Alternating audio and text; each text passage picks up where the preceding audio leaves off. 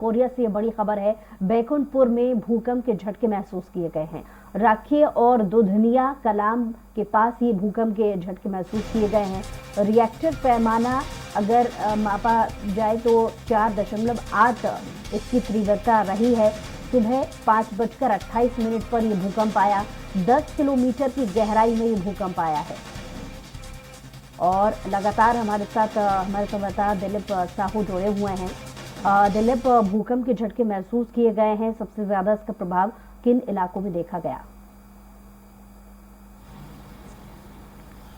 जी बुसरा, बता दें कि जिस तरह से ये भूवैज्ञानिकों ने जानकारी दी है उसके अनुसार से जो कोरिया जिले के बैकुंठपुर के जो क्षेत्र है वहां पर भूकंप के झटके महसूस किए गए हैं। हालांकि रिएक्टर पैमाना पर काफ़ी कम रहा है, 4.8 ही मापा गया है, इसलिए बहुत ज़्यादा जान माल की कहीं नुकसान होने की आशंका नहीं है। लेकिन झटके काफ़ी महसूस हुए हैं और इसकी जो गहराई है वो बताई जा रही है कि जमीन से सतह से 10 किलोमीटर अंदर भूकंप आया था।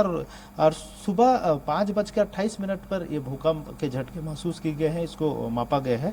और कुल मिलाकर क्योंकि जो कोरिया बैकुंठपुर का क्षेत्र है उसमें चिरमिरी वाला कोल माइंस है और कोल माइंस का इलाका है और लगातार वहां क्योंकि ये भूकंप के झटके कोरिया में महसूस किए गए, तो हमारे साथ कोरिया से भी हमारे संवाददाता जुड़े हुए हैं। विनीत, भूकंप के झटके महसूस किए गए हैं, किन इलाकों में ज्यादा प्रभाव पड़ा? मैं आपको बता दूं कि जिले के छिंदडांड में महसूस किए गए भूकंप के झटके, जो कि 4 सेकेंड तक महसूस भूकंप के झटके किए गए थे, जिससे कोई भी जनहानि होने की खबर नहीं है। कोरिया जिले के बैकुंठपुर से 7 किलोमीटर की दूरी गेज बांध राखिया के समीप आज प्रातः 5:28 पर भारतीय मानक समय पर 4.8 रिक्टर तीव्रता के भूकंप की पुनरावृत्ति हुई है। लगभग 1 महीने पूर्व भी भूकंपी झटके महसूस किए गए थे। प्रारंभिक जानकारी के अनुसार यह भूकंप की सतह से 10 किलोमीटर की गहराई पर केंद्रित था, जिसकी भौगोलिक अक्षांशीय स्थिति 23.33 उत्तरी अक्षांश, 82.58 पूर्वी देशांतर थी। जी, और नुकसान को लेकर के अभी कोई ऐसी कोई रिपोर्ट सामने आई है? जी, अभी तक इस तरह के किसी भी तरह की कोई भी हानि होने की संभावना नहीं व्यक्त की जा रही है। इस तरह की कोई भी खबर अभी तक नहीं आई। चलिए, बहुत शुक्रिया तमाम जानकारी के लिए विनीत। और लगातार दिलीप हमारे साथ जुड़े हुए हैं। जी दिलीप, आप अपनी बात पूरी कीजिए।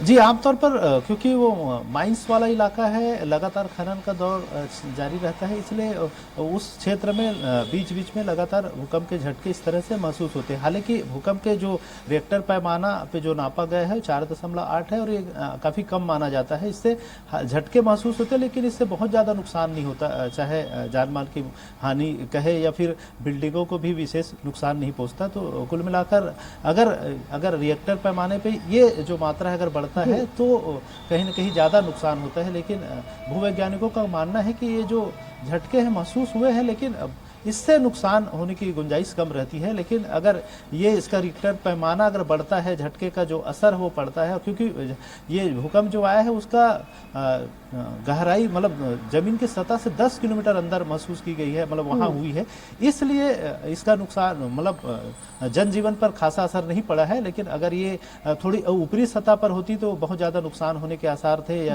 अगर इसका रिएक्टर पैमाने पर ज्यादा मात्रा में अगर झटके महसूस होते तो नुकसान होने की संभावना थी। लेकिन कुल मिलाकर फिलहाल राहत की बात है कि कोई किसी प्रकार की कोई जनहानि या जनधन की हानि नहीं हुई है।